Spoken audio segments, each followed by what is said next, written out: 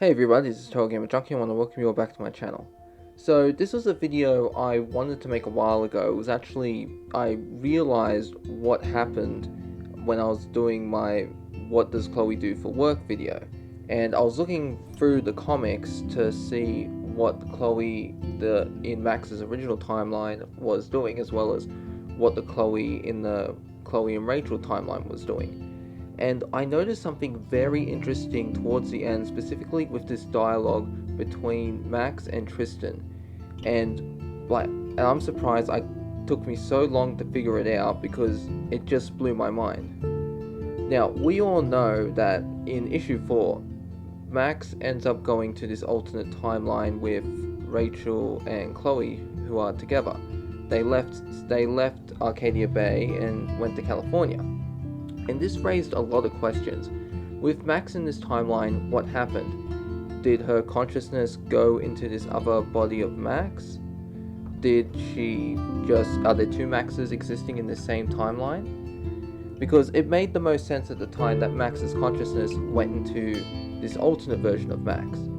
But when she went back to her timeline with her Chloe, why does she still have her body? Why does she still have the same clothes? Did she steal the body?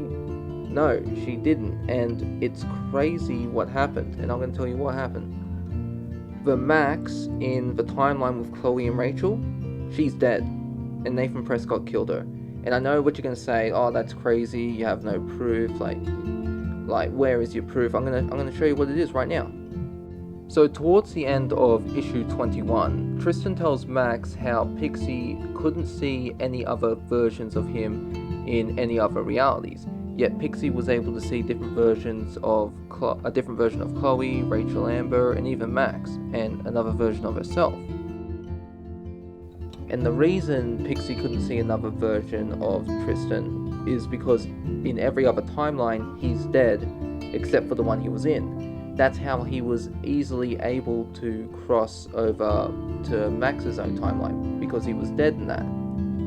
And he brings up this theory he has. He says to Max, but it made me wonder, if the reason you were able to go there, and by go there he means his own timeline, Max responds with, yeah, I worked it out a while ago.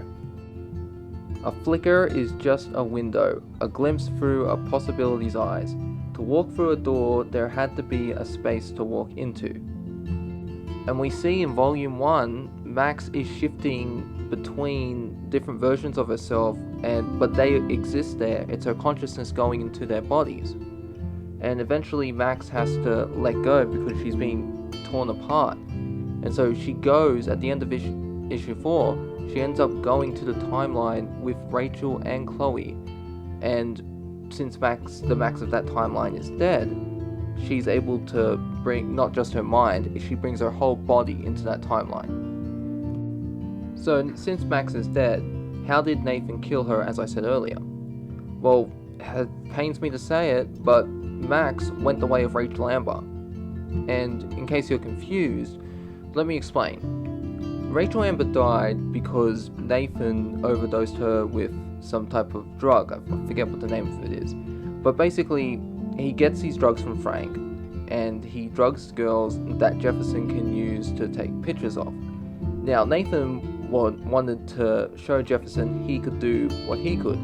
So, he drugged Rachel Amber, like how he was always drugging the girls, like Kate. But he thought he could do exactly what Jefferson could. Except he mixed up the dosage and gave her too much, and which resulted in Rachel overdosing. Now, when Max uses a photograph to travel back in time towards the end of episode 3, even with Chloe paralyzed from the neck down, events still play out the same. Rachel Amber is still missing, so we can conclude that her fate was not changed. She was still drugged and overdosed and buried in the junkyard. But in the timeline with Chloe and Rachel, where they've left Arcadia Bay to go to Seattle, then that's her fate. She's safe. She's not gonna die. So this means that the person that Nathan drugs and overdoses is Max. And it happens later on after Max attends Blackwell Academy. And I believe it's going to happen at the Vortex party in episode 4. Because, as we all know, Jefferson has this sick obsession with Max, and as he says, she's the one he chooses. She's his favorite.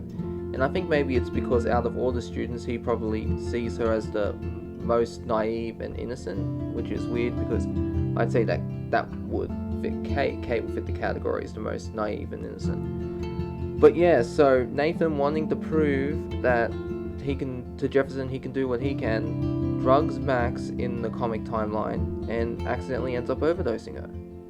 And that means, what does that mean for Jefferson and Nathan? Well, like in the game, Jefferson's gonna kill Nathan, and Jefferson will end up getting off scot-free.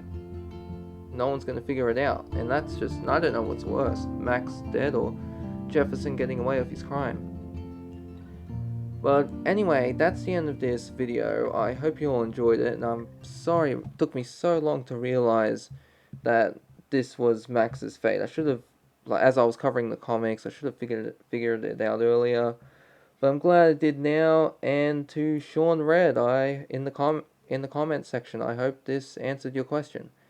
Hope you all enjoyed this video, and I'll see you in the next one. This is TotalGamerJunkie, signing off.